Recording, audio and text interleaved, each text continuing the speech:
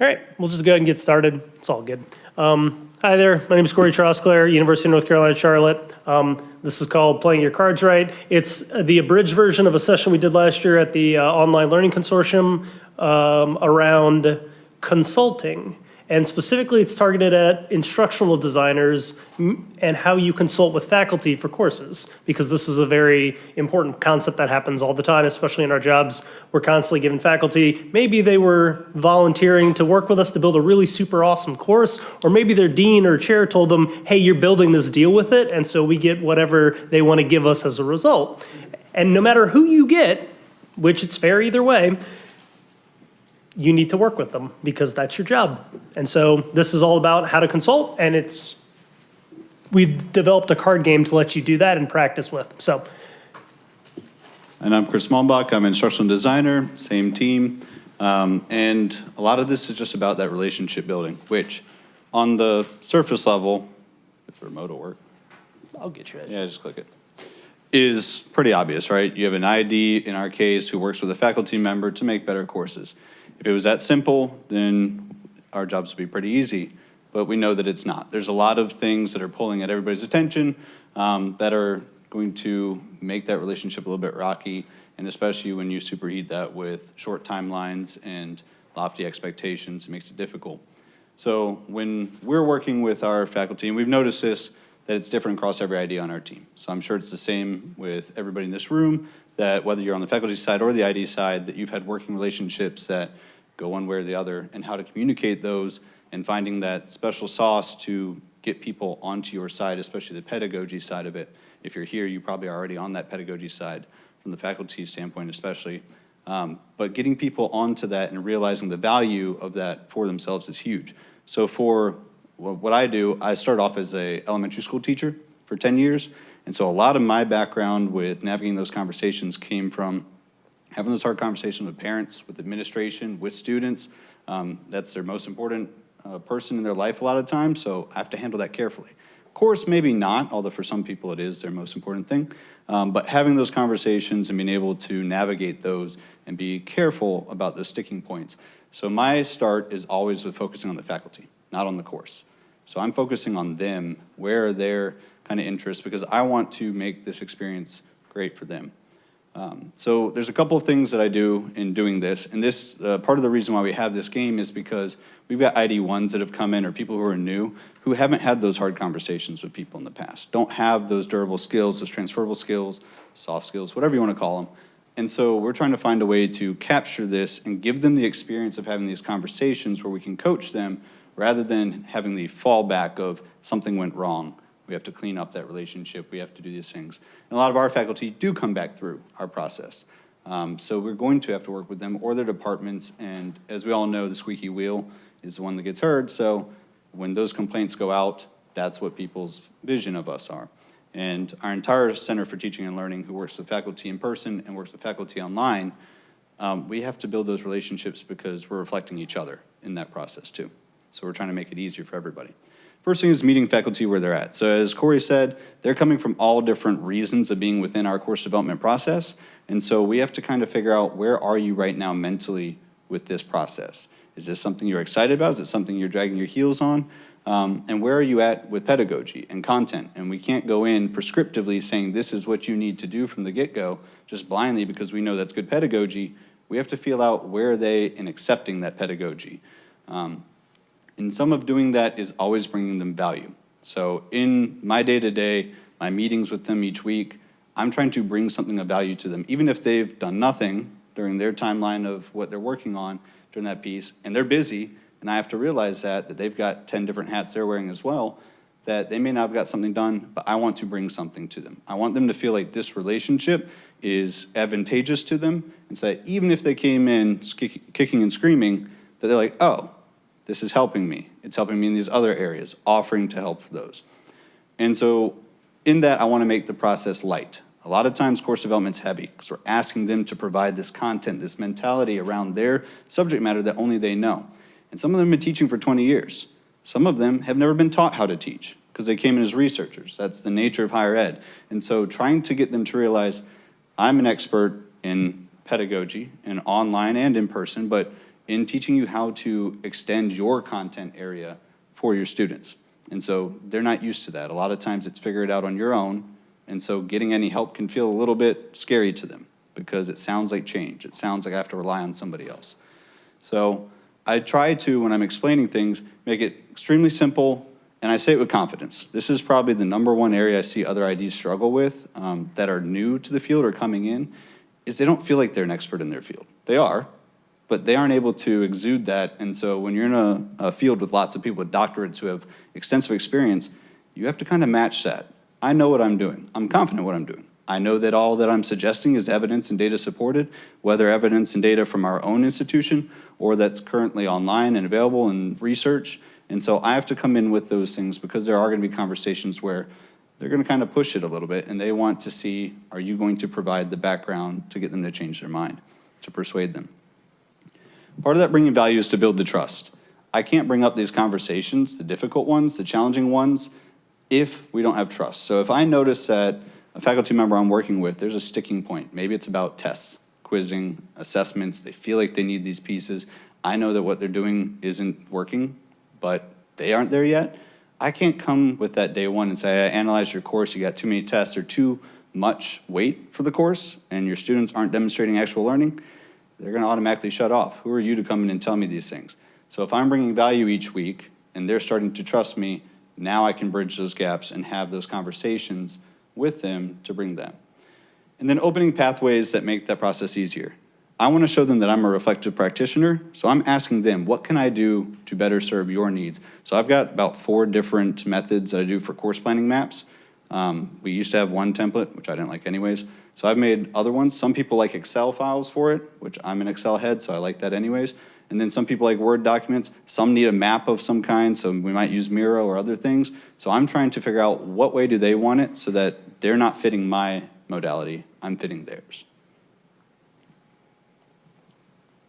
This one's one by one. I'll try to do it from here. You've probably seen some of these. Keep clicking. It's not working. Pop up. One more. There you go. Some of these statements, as you're working with them, or maybe you've even said some of them yourself, that you're coming with, and I'm looking for cues in conversation. So I'm not going to assume. I'm going to act kind of like a doctor. I'm going to listen to the symptoms of what you're saying, and I'm going to pick out points and test things to kind of see. And my testing is my questioning of, why is your arm hurt today? What did you do? What were you doing when that happened? And I'm getting these kinds of responses from things. I'm seeing their visceral reaction if I mention AI, and I know, oh, I'm going to hold off on AI until we're about 3/4 through before I bring in some of these things. Or I might drop little pieces of it, but I'm not going to come in and say, you need to put this into your course. So I'm looking for these kinds of things. I'll show the cues in just a moment. But I put this in the course so students don't. Well, I know that you're thinking about those students who are doing things the wrong way, so you're planning for the students who aren't doing your course authentically, which isn't who we want to plan for. That's usually a low percentage of your course. We want to plan for the students who are doing the right way and then put in things to motivate them intrinsically.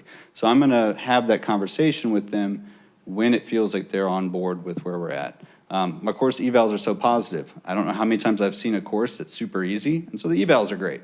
Does it teach them anything? No, they wrote 10 reflective papers that now they can write with AI. So they don't even need those things. So breaking that news to the instructor that your evals are great because you seem like a nice person and your course is really easy for them. So they get to take a little bit of a break. Is a conversation I can't just have flat out like that, but being able to bring them around to those skill-based elements and the pedagogy side that we all know is super important to demonstrate that students are gaining those skills. As well as the lecture videos at the bottom. Everyone loves lecture videos, especially our ones, until I show them the Canvas analytics or our Canvas Studio analytics. Nobody watched them, or they watched a minute of them and then they went someplace else. These are kind of the cues. So as I'm looking for these cues, I'm taking notes and making mental notes of how am I going to approach this conversation, which is some of what the game is going to practice. So if they are resistant to making changes, if they like or hate certain types of course activity types. I have some that come in like, never use discussions, I don't see the point of discussions. And they have some validity around the responded to plus. And so then I have to explain how we've made adaptations to how we do our discussions so that students respond authentically, like our authentic sentence starters and our authentic disagreement starters. as well as we don't say respond to 2 because students are burned out from it. We would say respond to more than 1. It's the same number, but they just like it better. And we have data on these things that we're building and supporting through our course evals, our own surveys that we put in, and our discussions with students. Accessibility is always a tough one. We know that there's some harder regulations coming out as well when we're working with media, so that's going to make things difficult. And if faculty aren't trained and don't care about it, it can be a really difficult spot because they don't understand it. And so how to have those, and usually I just say, I'll take care of it. You don't worry about it. Just know I'm doing this for this reason. And so if they don't care, I don't need to explain it. And I have to kind of feel that out. If I explain it, it's going to be too in the weeds for them. Opinions on students, good or bad. Student feedback, course evals, and then effort/workload. And so this one can be taken as a negative. And a lot of these things are focusing on those difficult conversations. There's plenty of faculty who are pushing, doing great things. And there's a lot of them who want to do great things, and then they change their mind part of the way through. And you have to navigate that roller coaster of back and forth. But in the workload, I know that our positions are strapped. They are on our team. They are across campuses within our system and just across the nation. And I know that they're being asked to multitask and do different roles too. So I'm not going to assume that they're lazy when they're not doing work. Thanks to AI, I can do a lot more work, a lot more efficiently as well. So I can take some of that load, and it helps me actually understand the course content better. And then it helps them trust me because I'm talking their speak now instead of me just asking them to provide these things and explain them all to me, which a lot of times they do like to do that. And some of them are just looking to talk to you and brag about themselves. And so I know at that point, I need to pat you on the back whenever I'm making a suggestion, because you're going to feel like you're not getting that someplace else. So I need to provide that through my conversation with you. So this is a cheesy transition into our actual game. You're playing the hand that you're dealt, and if you don't know how to read your cards, the people you're working with, you can't really have a good strategy for how to actually handle those conversations when they come up. And so we're gonna pass out our role playing, and I'm gonna pass it off to Kory. Okay, so I'm going to go through real quick just a demo of how it works so that you don't have to spend 10 minutes reading instructions, trying to figure stuff out, all of that. I'll hand everybody an instruction manual so you can kind of go through it, and then Chris will hand out a deck of cards for each group of 4 to 3. So essentially, if you're not in a group of 4, someone can either play 2 roles, or it just works out that way. This is what they look like. We have one for each kind of area of somebody that's covered, and what I'm going to do is kind of go through an example real quick.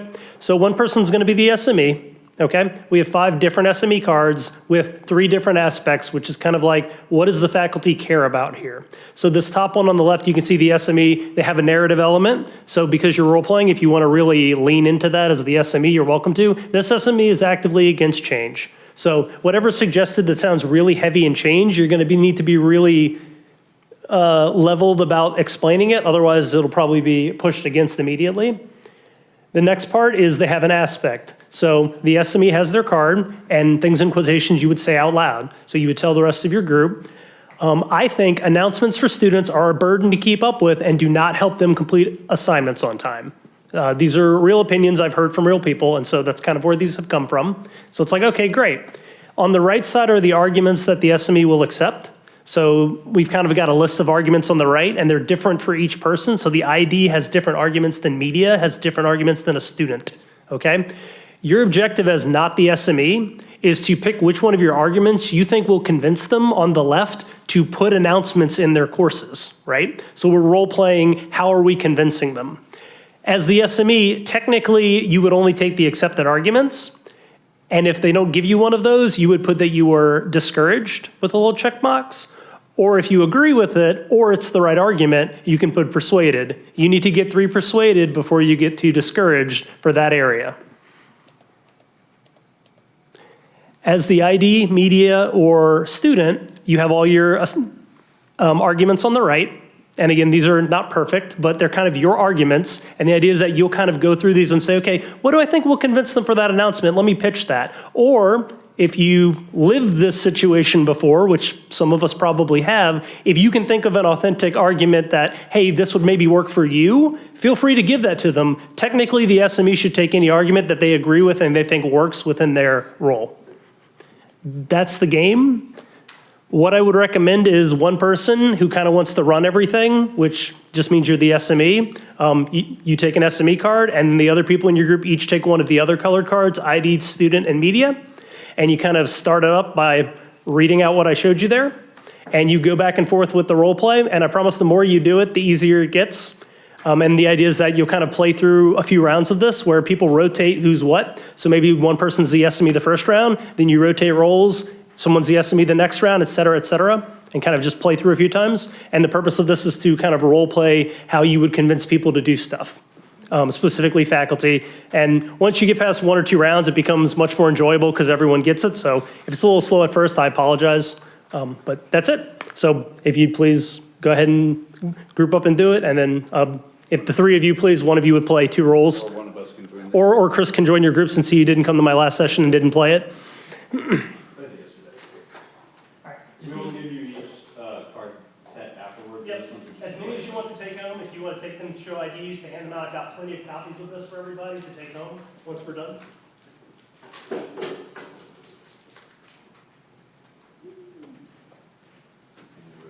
Got them, Chris? Okay.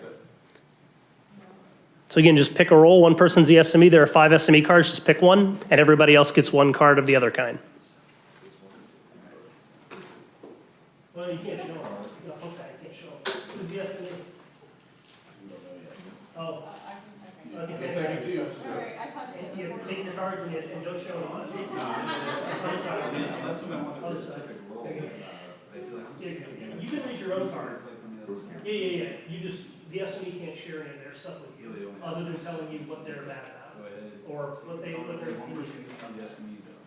I start by saying. Oh, yeah, absolutely. Don't tell them what your motivation is, but you can tell them so you can read past that there. Okay. The time required to develop this course will distract from my other responsibilities and will justify the effort.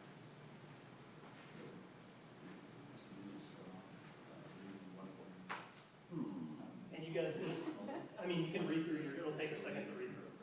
All good. Would you say it's too much effort to do what? Oh, the course development's gonna take too long? It's not worth it? Time requirement. It's unbelievable. You're right, honestly.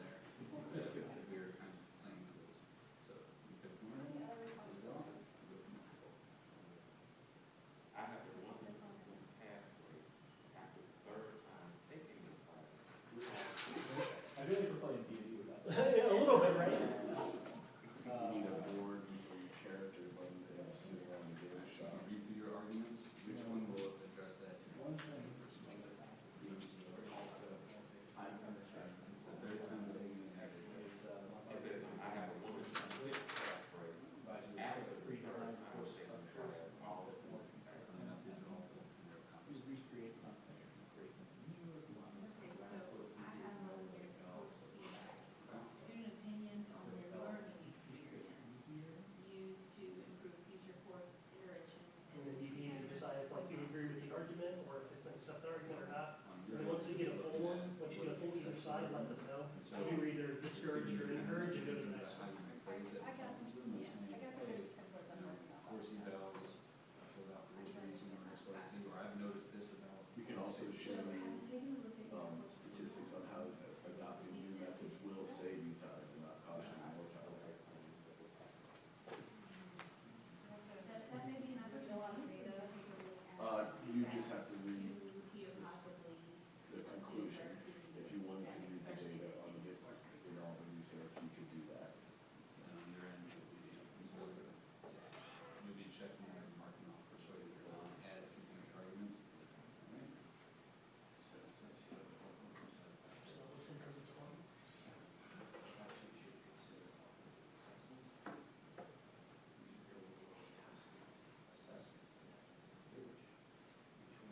And then technically once you use an argument, you should mark it off, Oh, gotcha. at least for one meeting.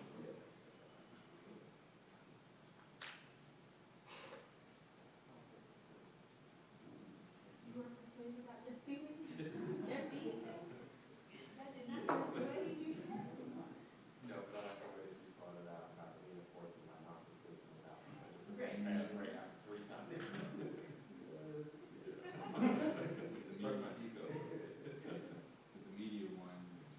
We go on to 3. Technically, you should each go once. Okay. Oh. So you're next one as the student. I think it would be efficient to reach more students and you could look at your data analytics on the course. Not just read one of the ones that. Whichever one you think is most appropriate for whatever her concern is.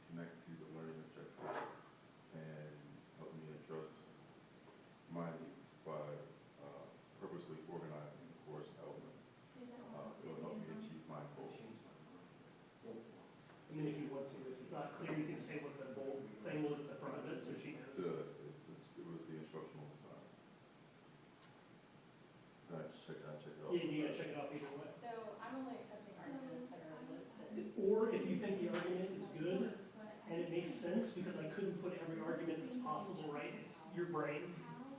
So if your opinion, that would work, based on what your top thing says. Okay, I'm gonna say I was discouraged. Unfortunate, guys. Try again, what's your next one? Do I explain or do I just? You just say the quote again, the next one. The next one. You go down in a I'm second. discouraged. You're trying to get two out of Well, you know, three. that's kind So of if you can fail the first one, here it's to good. support you with, and so I know It's this not my is class, a lot it's that that. new information is, there is a Lazy, change. I shouldn't change anything. That's kind of why I'm here. Good luck to you now. And I quit. give you whatever assistance you need as we talk through it. And maybe this semester we can incorporate one item, and then we can kind of see how that goes and think about how we can possibly incorporate some of the others. But I know you have a lot of great ideas that we can incorporate. And I can only imagine how well you can go.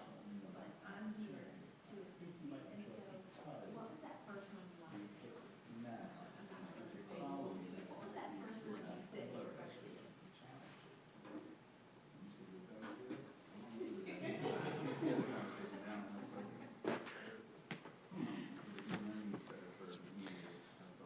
If you're struggling with your students not giving you what you consider their full effort, what you're expecting, have you thought about having them work with each other, accountable, doing peer reviews or peer coaching and things like that? Space is maybe adapting so quickly that I can support you through media, both engaging and inspiring, and also data support, not only you and your course. Other thing to consider is some course feedback and gathering student opinions on their learning experiences. This is something that you can use to improve future iterations of the course, and you can use it to tweak some of the learning and kind of match the needs of the students.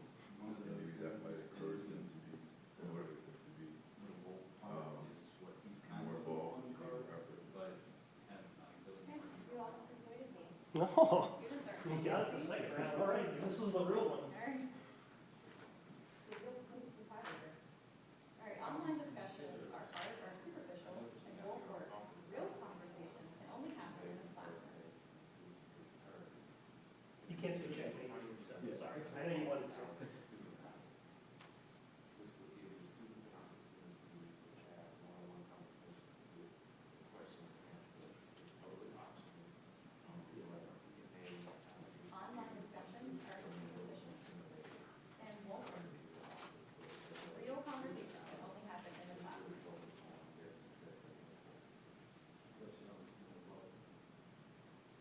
Look, I got the easy job here, guys. Cantankerous professor. Make that change.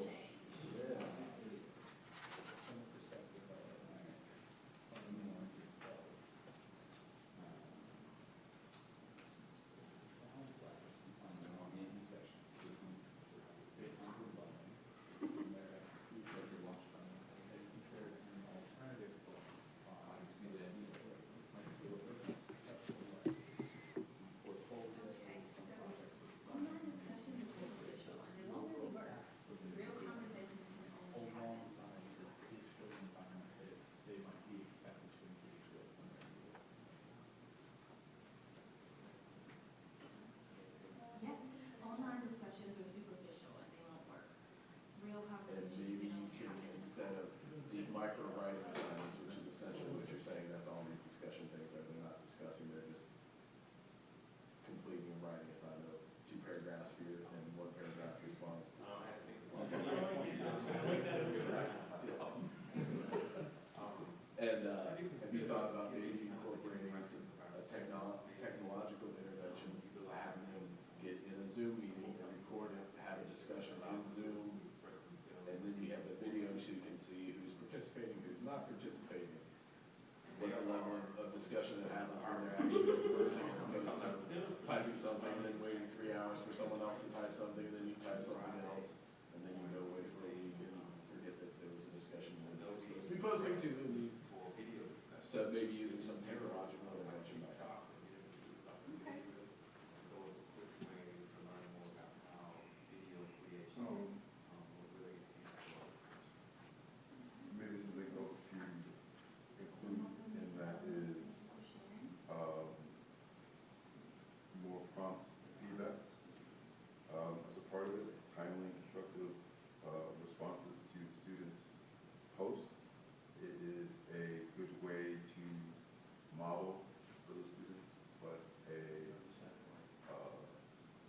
the response could be. Oftentimes, the students were asked to give a reply to things, but no one has ever really shown us what an effective reply looks like. So maybe as a part of your feedback to us, when you see us prompting things or responding to a discussion post, is a way for us to see what a good response can look like. And while you're giving that response, you're also giving us feedback as well. So consider two, I agree with you. I'm sorry. Two Response first. to, feels like a checkbox out of it. I'm persuaded. Standards, things. So ideally, so we'll just discard that one for now. And technically, if you want to rotate roles and somebody new for SME, picks a new SME card. You've got 4 here, someone else wants to try SME and rotate roles around. Just however you want, yeah, however you want that works. And then you can erase because it's a fresh game. Yep. And then there are 3 more SME cards, and I double get through all of them, but they're all completely different than what you just did. And do you want to tell me, do you guys want to guess, do you want to guess what her motivation was, her narrative element? What? Least effort over work. Yeah. Good job. Low output, high reward. See, Johnny's got it, Suzanne doesn't, Jeremiah, he's on it. I need to correct one thing where it's hesitant to assign not only projects on the lines, because it's what sorry about, and it's usually on the right, every single one we want. We can check for, we can create a rubric that checks for how well the responses. Some of the students that would say 5 weeks, they can't do it in person discussion, they can finally be a part of it. So online actually provides a chance for them to think through their responses. So now it's all involved. And actually get more participation for our students. Yes. And I can help you.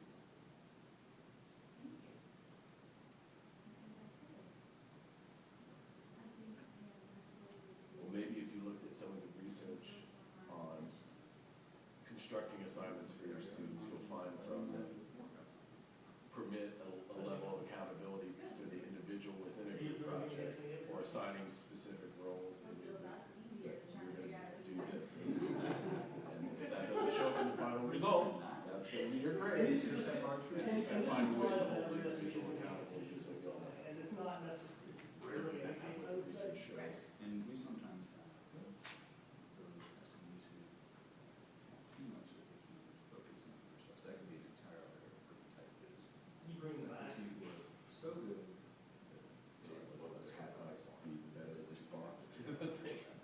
They want so much media, but the media doesn't necessarily match the modality. It was fun. Other difficult conversations. one thing is I know you want to to, escape room. It doesn't quite fit what this create is. some peer And accountability then you need to structures fit for the that, so it students. doesn't take So away the student experience. And then we'll be done with this after. they are So how do we being responsible for their progress as well as the other group members' It was a progress. lot of fun to play like a couple This is something that This is a lot of really neat that groups people who've never use. had that conversational This experience could of be in trying to terms convince someone maybe not want to do what you want to do. in terms of, They would do it. it can be They used have all the in power at the form end of the day, unless it's like ASU or of something. peer to stop reviews, them. It's like, okay, cross like, collaborations, skills, I'm like, how do I do this? contracts, Yeah, with Drew, they didn't like any of my answers. things that you They're- can do to kind of Trying to put it. put some of the responsibility back on Like, the answers students to you can monitor each other to foster Yeah, a well, they're better like the media. experience with group work. So I would say, I'm not used to thinking of media as a separate person, space. It's kind of,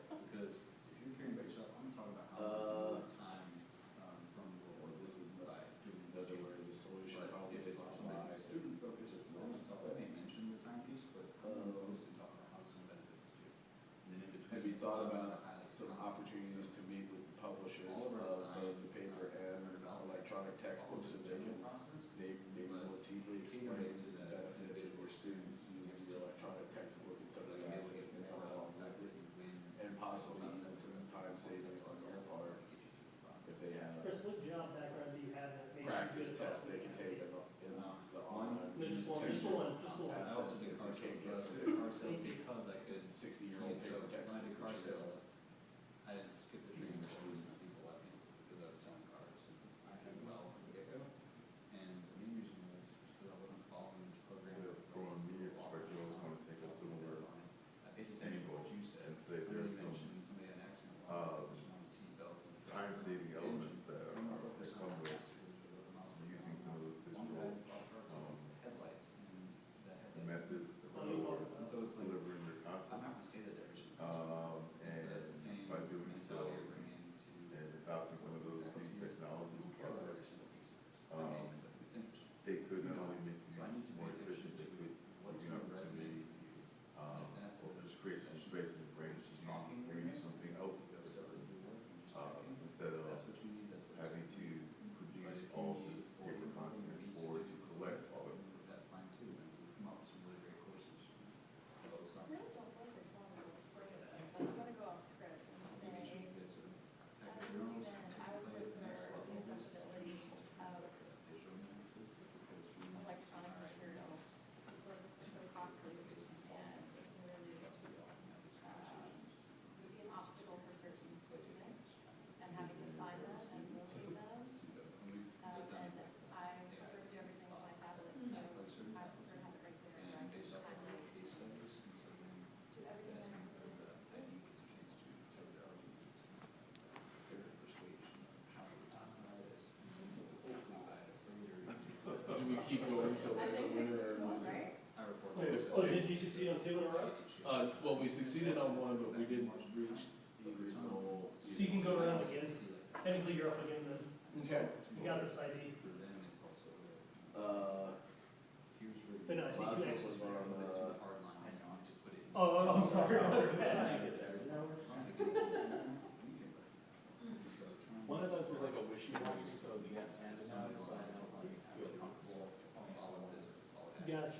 have you considered what would happen in the course if you had a blind student? If you had a braille textbook for that student? So maybe using some different technology might help your course design in that students with disabilities will have a more accessible experience in the course than they might otherwise. That relationship is now broken, so if we Might pull that in. practice. That's it. Yeah, we already have So that helps, so that then you can know. And also, I think sometimes people are listening for the conversation to hear best practice research. what I need to hear to then spit it back at you. They're more so focused on like, this is what I came to tell you. Trainings, yeah, that's list. Yeah. That go along. Has your job needed to be? No. So yeah, whenever Nice, you. there's nothing. I Especially remember because you're taking it from the expert, they're the expert in their stuff, but now you're saying, hey, I'm just, like, this Yeah. and then like, you learn, Yeah. I like the other part of it was don't wanna be the learner, I'm totally sure. Yeah, no, that was, I couldn't, it was How like do a you point build cost that where I space was like, I don't know where where. I'm here to support you, I'm right here with you, to do this with you, we live in happiness. Take about another minute and then we'll wrap up for questions because we only got 5 minutes left. Your Adobe Express and some stuff, it's very simple. So they could be leveraging from the back. Oh, yeah, that'd be cool if you wanted to.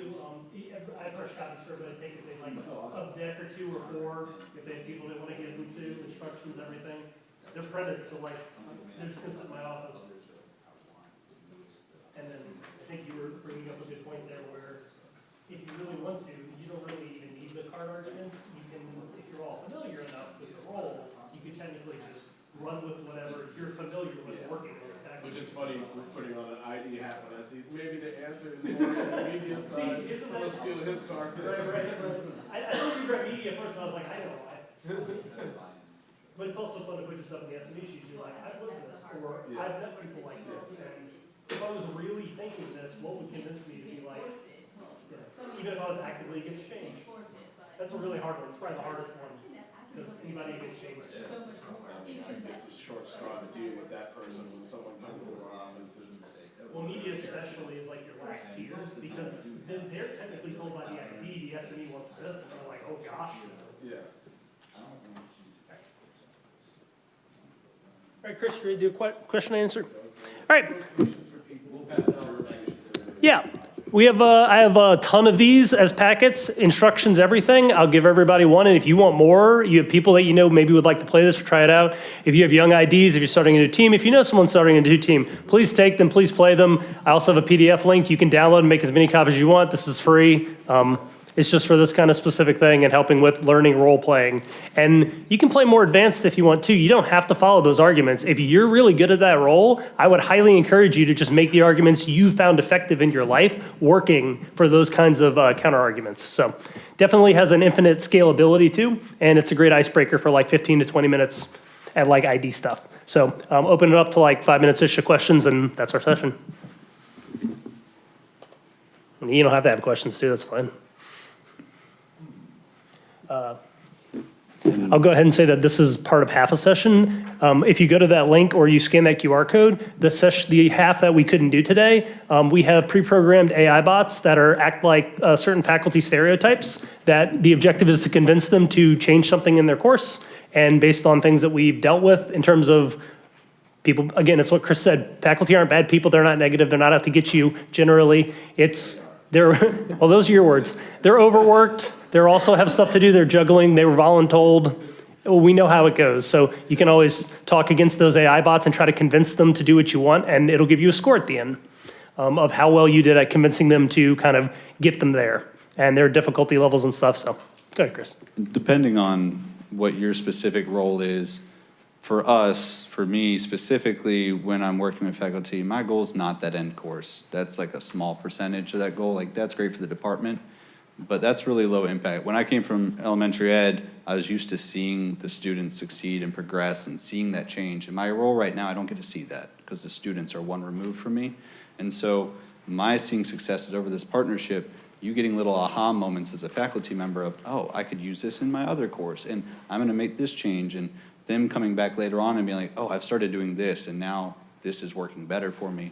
And so them coming on board with some of the pedagogy pieces, especially if they've been so ingrained and hard. I mean, those are the challenges I really like, is when they have dug their heels in and they still come around to the ahas eventually of, I've now not just impacted whatever course, whatever students this course touches, all the courses that they touch, plus they then tell their peers, oh, I'm doing this now, because there is an ego side of it of, I'm doing this and I'm getting really good reviews from my students, and then that's hopefully getting them to be like, oh, well, maybe I should do more authentic discussions, or maybe I should do fill in the blank. And so that's kind of the other side of it, is we only get to touch those faculty when they work with us. So the hope is we're giving them enough to go help other people in their department. And if you guys have specific like situations and conversations you've had you want to throw out to the room to discuss, we can do that too. So I don't know when everybody else comes back. Otherwise, that's it. Thanks for coming. I have a question. Oh, sorry, my bad. Oh, that's okay. I guess, do you have any strategies for dealing with like upper administrations as far as wanting to do more unique strategies for something that's not directly related to like faculty? I can talk to upper administration. I'm not sure exactly the specific that you were mentioning kind of at the end there, or what like they're asking you to do. We've been very fortunate through our boss that we're able to sometimes break that hierarchy and talk to people who are far above where we are. Associate provost. And sometimes chancellor. Sometimes. Lately. Coming from education, I didn't think very highly of our superintendent, and so our 7 superintendents we had in 5 years.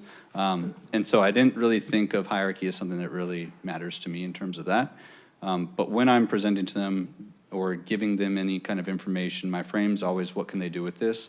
And how can I give it to them as quickly as possible? Because it doesn't matter how passionate I am about it, they're not going to listen to that. They need the so what and how does it impact and where is this going? And so if it's something coming down from the top, which is maybe what it sounded like, can you guys do this? Like, we just got us to do a flexible model. The answer is yes.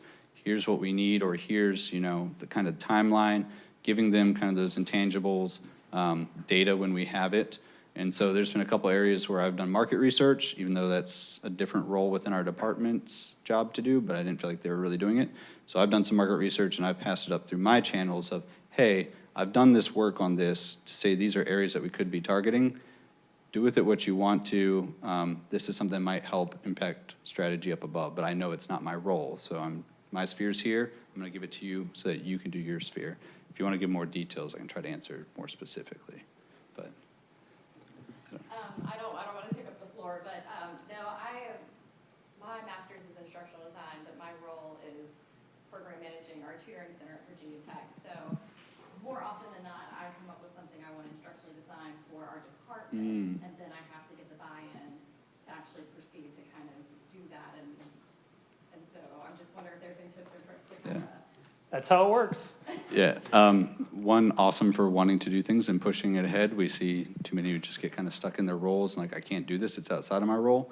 It's also how you get involved in too many things. I can tell you from experience, if you keep pushing, you'll be involved in more.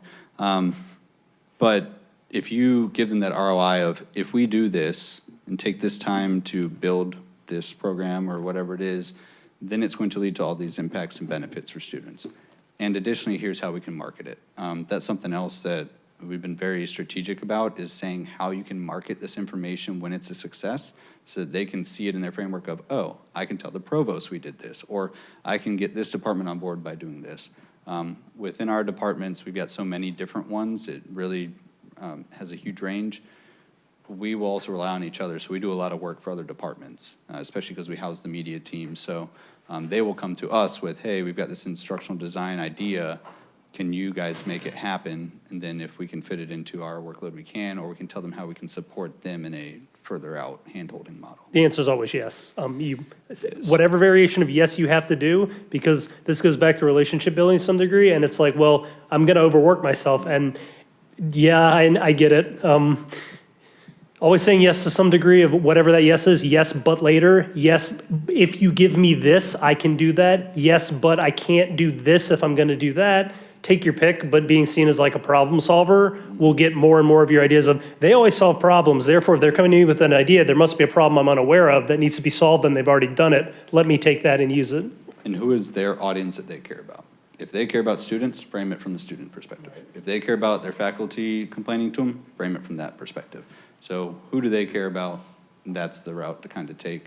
And if the project seems too big and you think they'll say no because of that, scale it down with phases to then, once we've reached this, can you say yes to the next part? And so letting them have a lower buy-in to get to where you want to get to. I think we're out of time. And that's it. Thanks for coming.